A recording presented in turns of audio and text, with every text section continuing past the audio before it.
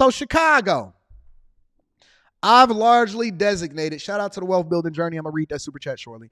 I've largely designated Chicago as the city that is the worst managed in 2003 in the United States of America. Y'all did a historic handoff from Lori Lightfoot over to Brandon Johnson, and then I didn't even know that y'all had 50 henchmen. I mean, my bad. 50 aldermen over in Chicago that is running the city like the mob. So y'all replaced the mob with aldermen. Okay, well, I'm learning. I'm understanding the street politics. Make sure y'all tap into the Patreon. Link is in the description as well as pinned to the top of the chat.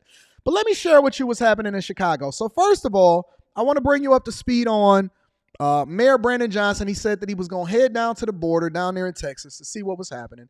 But instead, he decided to send his people, his representatives, and his aldermen. All right.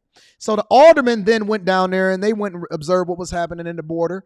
And they said, well, let me share with you what I feel about it now. Mayor Brandon Johnson's border delegation spent the day in San Antonio. I caught up with 6th Ward Alderman William Hall, who says the trip to the Lone Star State has been illuminating. Before being bused to major cities like New York and Chicago, thousands of migrants pass through San Antonio, often spending days in shelters, costing the city tens of millions of dollars. And like Chicago, leaders in Texas found themselves struggling to meet the massive financial burden of. So wait a minute.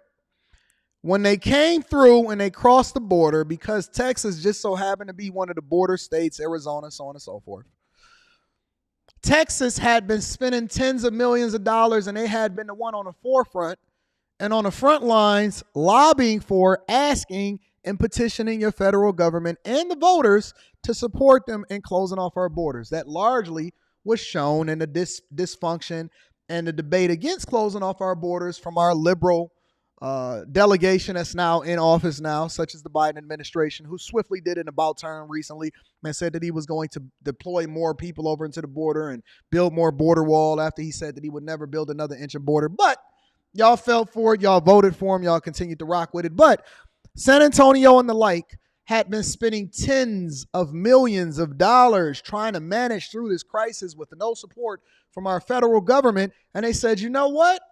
Since y'all standing so tall up there in Chicago and New York and Denver and everywhere else, Atlanta, and y'all think that it's cute, let me help you share in the pain since you such a advocate for it and you designated yourself as a sanctuary city. I'm going to oblige you. Caring for asylum seekers. Today, 6th Ward Alderman William Hall, visiting with the Chicago delegation, asked San Antonio's mayor how they're managing. I said to him, how are you paying for all of this? He looked me dead in the face and he said, FEMA. FEMA, the Federal Emergency Management Agency, which steps in after disaster strikes, has given the city of San Antonio tens of millions of dollars explicitly for the housing and care of migrants. So FEMA, y'all see how they moving money around? FEMA, based off of the understanding of most people, was supposed to be a vehicle for emergency assistance for Americans that were facing hardship and disaster based off of things that they could not control, such as the hurricane that hit Louisiana and New Orleans. And then they displaced people, and so they started to help people, and they set up tents and stuff like that. FEMA was supposed to be for us. FEMA was supposed to be for us. FEMA was not supposed to be for our demise. But they had to do something, and so they had to leverage and also petition the federal government in order to assist them because the cities themselves could not handle being overrun with no support like we was some other country. Hall says government aid is not only helpful, it's imperative, given how our country handles asylum seekers at the border. They take everything from you. They give you basic clothing, they make you take a shower, and you sit in a holding cell until you clear security. At that point, the governor has his buses waiting for them to walk through a barbed wire fence, and he tells them nothing. Alderman Hall was... Now, remember, this is one of the Chicago aldermen that is a part of what it is that's happening in Chicago. This is one of the 50, number 6, 6th Ward. And he's explaining to you what it is that he's... See, it's different when you see it for yourself and you start to experience a little bit of the pain. And he said, listen, they ain't messing around in San Antonio. They sit you in a cell. They walk you through a barbed wire fence and they ain't telling you nothing. You ain't getting nothing. Wire fence. and he tells them nothing. Alderman Hall was touring a border facility like this one when he realized the government is actually helping to direct migrants here to Chicago. I saw it for myself. Base camps that are operated by Border Security, Homeland Security, right there at the border in El Paso, big old circle on Chicago. I asked the officer right there, why is Chicago circled on your board? He said to me, this is where people see the best opportunity. According to the alderman, he's saying that this is a government-funded and planned initiative that is now deploying people over into your city, and they are literally providing infrastructure, funding, agents, and different government bodies to flood your cities with migrants. And they have a big old circle right there on the floor and on the map that then points and directs people directly to your city. So when you then see this, understand that it's not just happening in one way. This is a federally funded, according to what the alderman is saying, initiative to displace you.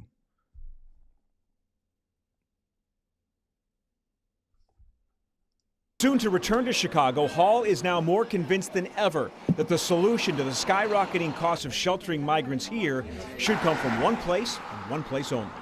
If the president of the United States can write over $10 billion in funding for a war, then he can write clearly a check for $300 million to level our budget to deal with his crisis.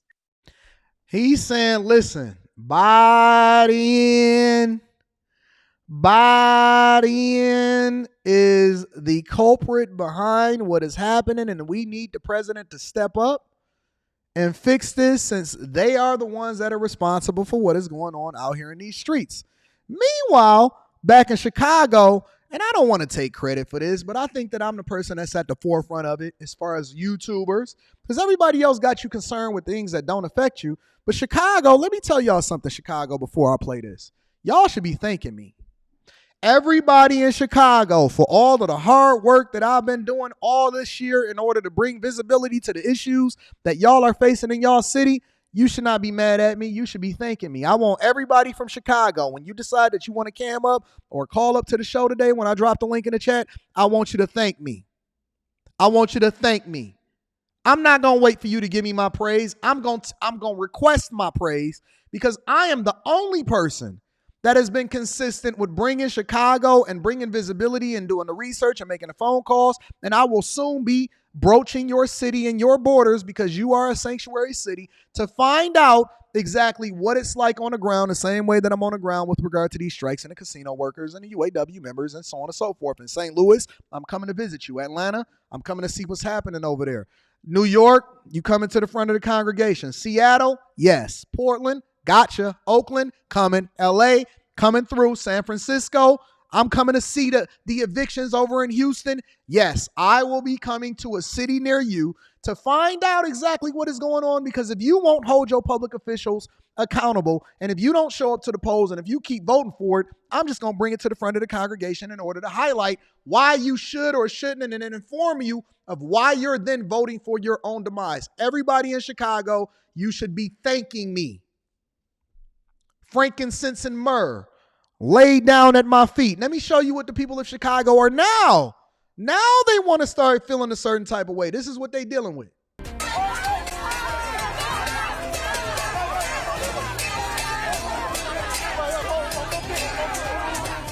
Take a look at the middle of your screen. A Chicago Alderwoman. Now, you're right, Key Sounds. I don't ask for praise. I demand it. I'm not you. I'm not what it is that you deal with inside of your household. I don't sit there and wait for somebody to respect me. I demand it, or else. And if you don't want that easy fix, and you don't want to give me my praise, and you don't want to support me, well, then I'm going to go 10 times harder. I don't care about what you think. I know who I am, and I'm standing on this, and this is the reason why we're here in the first place, is because you waiting on somebody to do something for you. I take what it is that I want. Swarmed by a group of protesters angry over a plan to house migrants in Brighton Park. Now at 4, Mayor Brandon Johnson condemns the protesters' actions, calling them unconscionable. Now, this all happened at a construction site near 38th and California, where the city plans to build a winterized base camp to shelter migrants. CBS 2's Sabrina Franza was there. She witnessed all that chaos firsthand. Sabrina. Murray, we were on the ground as this protest unfolded. One thing was abundantly clear. Neighbors are angry that a tent base camp seems to be coming to 38th and California. The protest began peacefully. That changed as time went on. Alderwoman Julia Ramirez found herself at the center of that anger. Chicago wants to help, but we don't have the resources to help. This was the message at 38th and California. Look at all of them backhoes and them tractors and all of these different construction places making the adjustment and making sure that they get these resources and these tents and they getting them built. Can't fix your schools, can't fix your roads, can't get your infrastructure updates in order to be able to support the new technology that's happening across the United States of America. Can't find no jobs, can't find no money, but you can find an opportunity to be able to build these tents. Okay. This morning, We felt very stabbed in the back. the lack of transparency surrounding the proposed migrant tent base camp in Brighton Park has neighbors feeling blindsided. This change scares me. I used to feel safe here, and I really don't anymore. CBS 2 broke the news of the camp possibly coming to 38th in California last Friday. And you know what the funniest part about it? If people like me or the news don't bring this to the forefront of the congregation, if the people like me and the news don't bring this to the forefront of the congregation, majority of the residents wouldn't even know what's going on. They just see infrastructure updates and stuff coming in and construction, and they think that, oh man, they improving our city.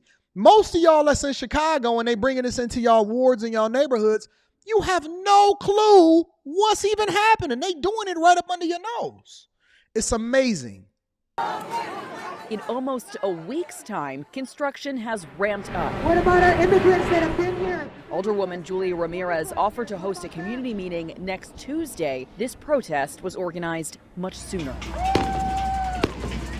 Someone lit fireworks outside the construction site. At one point, protesters seemed to try to push into the entrance, reaching a boiling point as Alderwoman Ramirez came to address constituents. Quickly, she was swarmed by people. Her staff members shielded her as the crowd grew. Police joined them as the shouting continued. In a statement, the Alderwoman later said, quote, "It became clear that most of the protesters did not want to engage in a peaceful dialogue." Finally, police were able to escort her and her staff member away. The aide she was with went to the hospital for treatment. Reading more from the Alderwoman's most recent statement, she's calling on the mayor's office for, quote, transparency, accountability, and more local involvement in the decision-making process about all of this. As we've reported and have heard from multiple aldermen, the final decision on where the tents go is ultimately that of Mayor Johnson. So, now that we know that Mayor Johnson, according to all of the aldermen, because the one thing that I know about leadership is that complaints go up, not parallel, not down. My daughter complains to her mother then complains to me. Anton then, goes in and hopefully I proactively already saw for it, or I need to find a resolution in order to get us all on the same board, right? We all need to be on the same board so that we moving in unison. And then when they go out, they are now a reflection of me because they follow my leadership. So if you are the mayor of Chicago and they saying that, wait a minute, the only person that's making the decisions as to where these tents and these camps go, and we the ones that's getting our face mushed in by the people when we go and speak to them and then communicate it over to them after we've already started the construction process, it's Mayor Johnson's fault. It's Mayor Johnson's fault. This is what they're saying. I ask you again, Chicagoans, you had Lori Lightfoot and several mayors, but you had additional options just this past election in order to do a handoff. And as Brandon Johnson continues to double down and triple down and quadruple down on this plan to continue to be a sanctuary city at the taxpayers' demise, using your money to fund things that you don't agree with, I ask you again, is this not the worst mayor in America for any large city today? We got some runners up, but I'm going to ask you again. Don't sit here. Don't beat on your chest. Don't get mad at me for bringing it to the front of the congregation or asking a question. I'm telling you that the aldermen are down at the border looking at this play out. And Mayor Brandon Johnson is walking lockstep in Biden with this whole plan. And he's doubling down and tripling down even when other mayors said, you know what, we can't take this because this is not in the best interest of the people in the cities. But he is doubling down and he's tripling down. And I hate to see it, but at the same time, I'm going to continue to loathe in it because you voted for it, A. B, you don't want to acknowledge that Isaiah Thomas and the Pistons destroyed you in the 90s. And then C, I'm tired of y'all voting for people just based off of what they look like and that they can represent you, but they don't necessarily have your best interests at heart. So we're going to continue that conversation.